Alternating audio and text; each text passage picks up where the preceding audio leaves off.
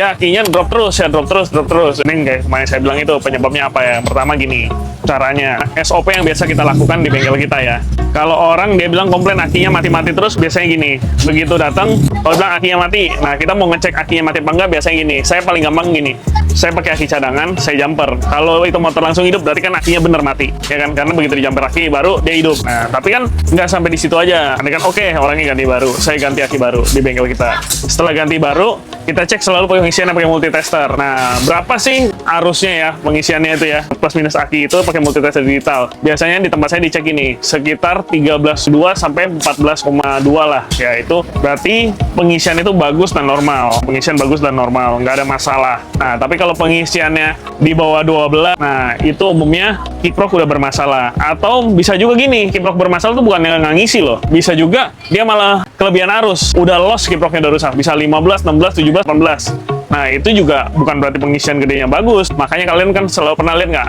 Pernah ngalamin nggak kayak gini? Aki itu jadi gendut, ngelembung. Nah, itu overcharge kita bilangnya. Nah, itu aki juga bisa rusak. Jadi belum tentu selalu nggak ada pengisian dong rusak atau kurang pengisian dong rusak. Kelebihan arus pengisian juga bisa rusak. Jadi dia harus dalam batas 13,2 sampai 14,2. Nah, umumnya saya patokannya itu kalau di bengkel. Nah, pernah nggak ketemu juga yang dia nggak gerak sama sekali? Misal pakai multitester kan kita gas pelan-pelan, kira-kira 3000 rpm dia akan naik tuh pengisiannya. Nah, tapi pernah nggak kalian digas nggak ngisi sama sekali? Jadi misal 11 volt, kita gas ke 3000 rpm, dia 11 aja nggak bergerak. Nah, itu bisa dipastikan berarti kan nggak ada pengisian sama sekali. Itu bisa dari kabel yang putus, ya kan? Kabel spool yang putus juga bisa, spool yang mati juga bisa. Ya, makanya itu semua harus dicek. Makanya biasa kenapa kalau orang datang ganti aki, mekanik saya harus cek pengisiannya bagus nggak. Kalau pengisiannya bagus, kita kasih garansi 1 bulan.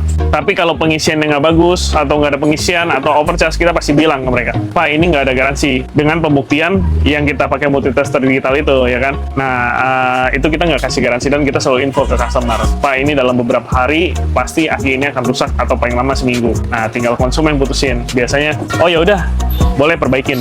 Nah, biasanya setelah kita perbaikin, entah ganti benerin kabel putus, ganti spool, atau ganti kiprok, kita langsung kasih lihat orang lagi, Pak, ini pengisiannya udah ada ya, udah berhasil pakai multitester digital dalam radius 13,2 sampai 14,2 volt pengisiannya. Kurang lebih kayak gitu SOP di bengkel kita ya. Dimana para mekanik ya kan, kalian selalu lakukan ini juga nggak sih sebagai SOP standar? Atau mungkin pemilik motor kalau ganti aki di tempat lain nggak pernah dicek sama sekali, yang penting ganti hidup, dia nggak mau tahu lagi kelanjutannya gimana ya. Bisa komen di kolom komentar, oke?